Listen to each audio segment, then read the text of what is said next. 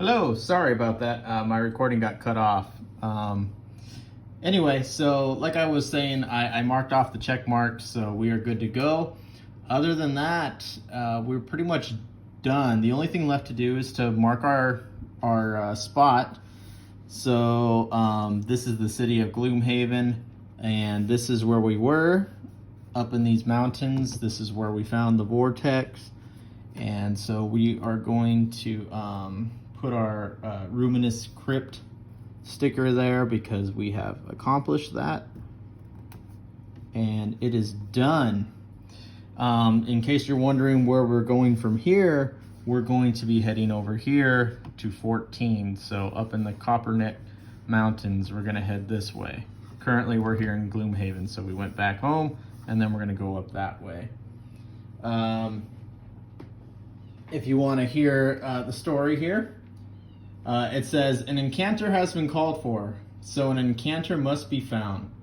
Following reports of an aether in the Boiler District, you find yourself standing before an abandoned and decrepit tavern, the Crooked Bone. Opening the door, the inside looks exactly as the outside advertised: spiderwebs, splintered stools, and dusty broken glass. Stepping past the threshold, a translucent female suddenly appears before you. Why have you come to this place? Mercenaries? Your presence is unwanted, and you are disrupting my research. You quickly explain you have come, and the woman's frown, why you have come, and the woman's frown deepens. Oh, look at the Aether woman. She can fulfill all our wishes. All she has to do is wave her hands, and our wildest dreams will come true.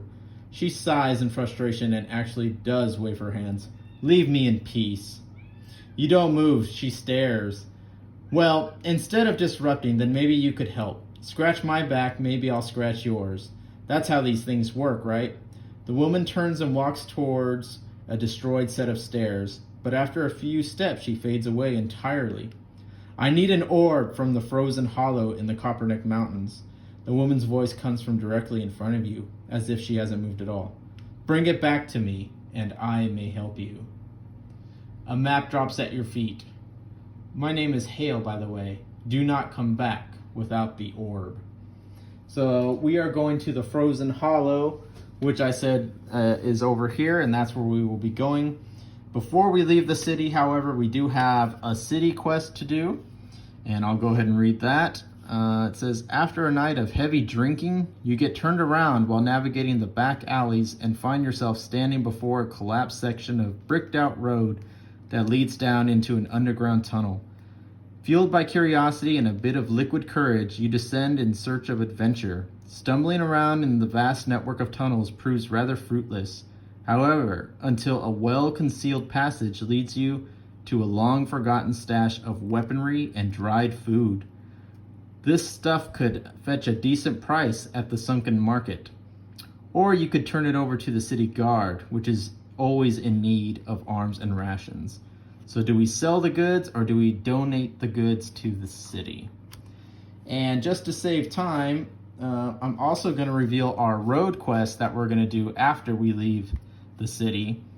And this one says, you find yourself cutting through the dense underbrush of a forest when you notice a number of small woodland animals running along the forest floor in the opposite direction.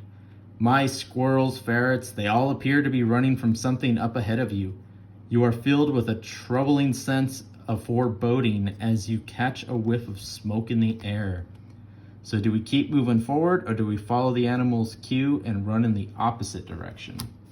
So these are our two big quest decisions at the moment, and we need to decide if anyone's going to be buying an item and selecting our personal quest for the next quest. And that is it. That's what we were doing. That is our setup, and we will go from there.